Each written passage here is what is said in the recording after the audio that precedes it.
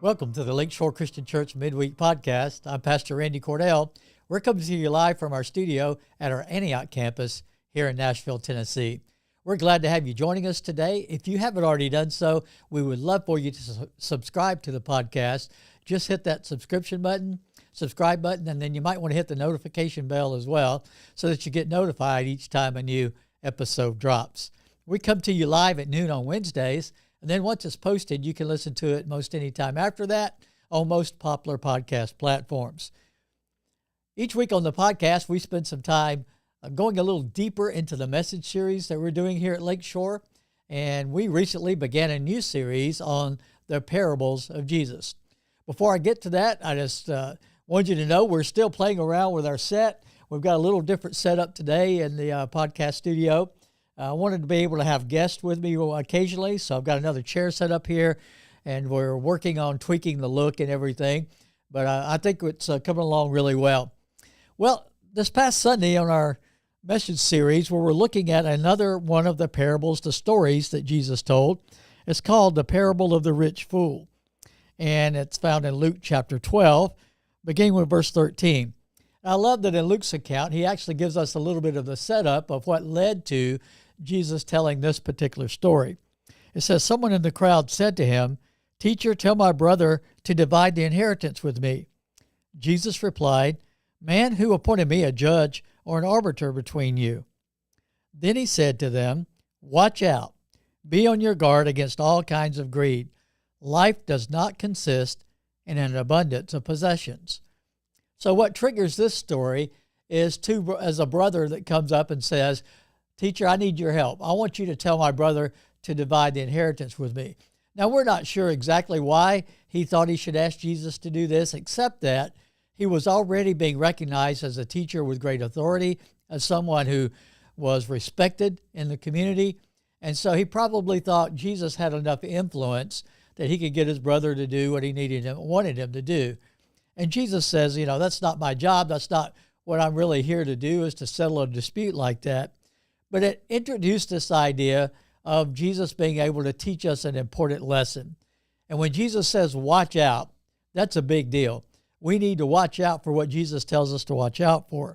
And he says to watch out, to be on guard against all kinds of greed. He's setting this up so that we understand the motivation behind this parable. And then he says, life does not consist in an abundance of possessions.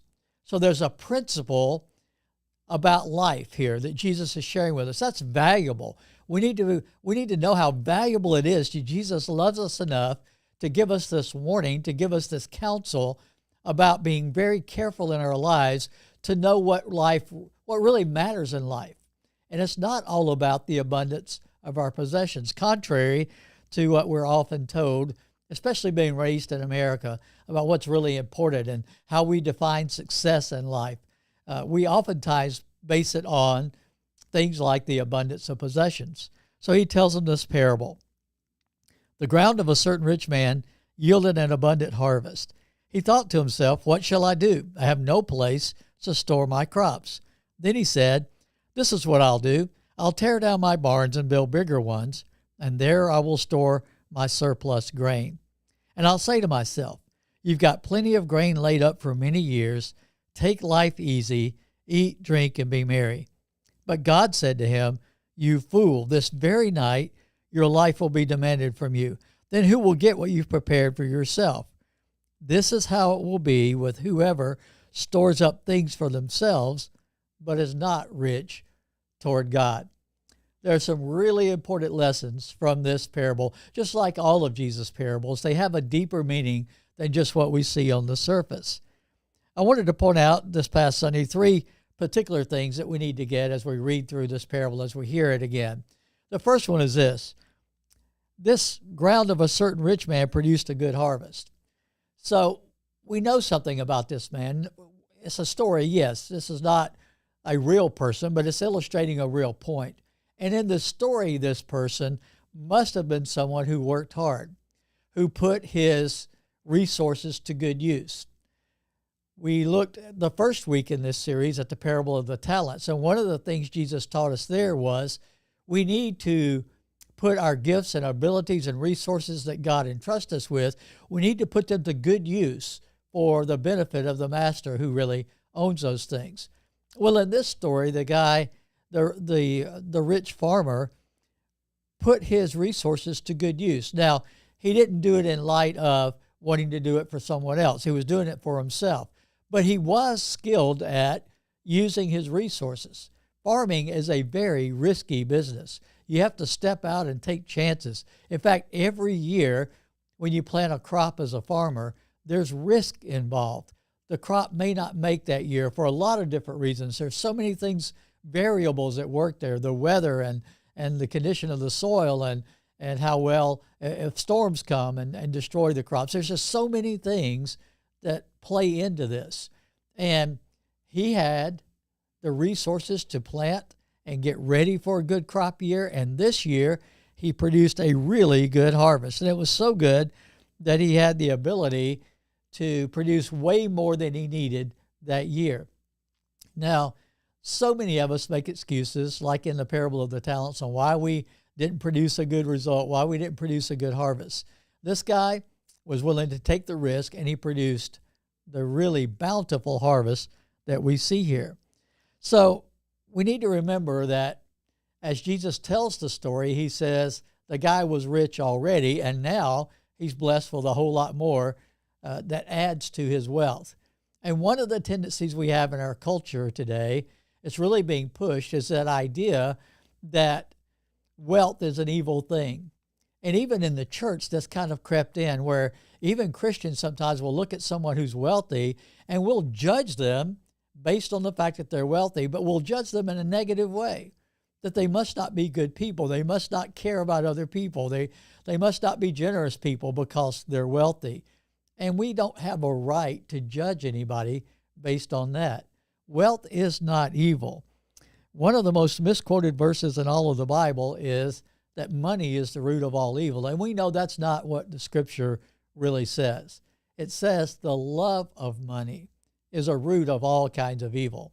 And if you look at the evil stuff going on in the world today, throughout history, and right here in our present day, money is at the heart of a lot of it. But it's not the money itself, it's the love of money that drives people to do things, even evil things, to get more money. If your life is all about the abundance of possessions, then that's going to drive you to do whatever it takes to get that abundance of possessions. And sometimes what it tempts you to do is totally outside of God's will for your life. So we see that he made, in this story, this rich farmer made possessions the primary focus of his life. He believed the lies that many of us believe in our culture today. And that's why this parable is so current for us today in our culture. We believe some of the lies about the abundance of possessions. One of those lies we talked about Sunday was that the abundance of possessions will promise happiness, but it oftentimes will produce discontent. If your life is all about the abundance of possessions, then here's the problem with that. There's always more. There's always more to get, no matter how much you have. And if you're depending on that to make you happy, to give you joy, to produce that fulfillment that you're looking for, then the problem is no matter what level you get to, it's never going to be enough. In Ecclesiastes 5:10, Solomon, who was at that time one of the wealthiest people on the face of the earth, he said, if you love riches, then you'll never have enough. If that's what it's all about for you, it's never going to satisfy you if that's what you make your life all about. And he had all of that. He had all the stuff that the world could offer you materially. And even that abundance of possessions did not bring contentment to his life. And so he said it's meaningless in the end. It's not going to give you what you're looking for. Well, a second promise that we talked about that wealth tries to offer you is this. It promises security, but oftentimes it just produces more worry. Solomon spoke to that too in Ecclesiastes. He said that the worker's sleep is peaceful, it's sound, but someone who is wealthy, who is all about the accumulation of wealth, he never has restful sleep. It's always on his mind, how to manage what he's got, how to produce more with it. What if something goes wrong? All the variables that you have to consider, if that's what your life is all about. There's always that fear that something's going to happen and you're going to lose some of what you've got. If you make that what your life is about, it produces a lot more worry than it does security in your life. There is not ever that feeling of, I can be content because now I know my life is secure.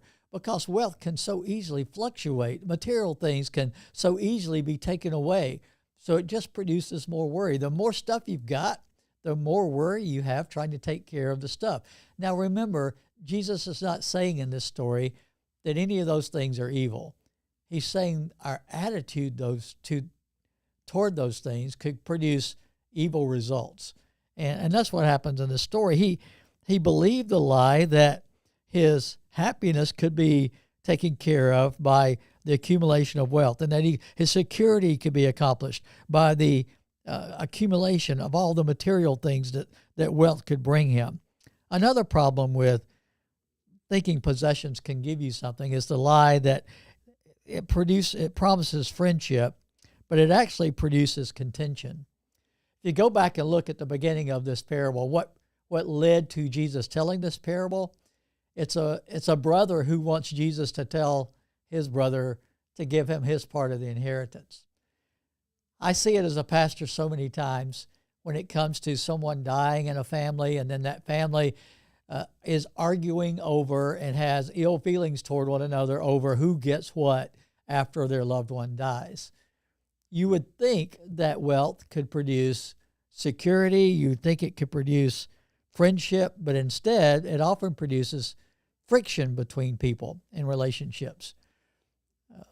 What a lot of wealthy people struggle with, and still in our culture today, is that person really my friend, or are they just being a friend with me because of what I can do for them, what I can give them, what they can get off of me financially, or can I really trust them to be a true friend? And a lot of times, we all have seen it with famous athletes or famous entertainers.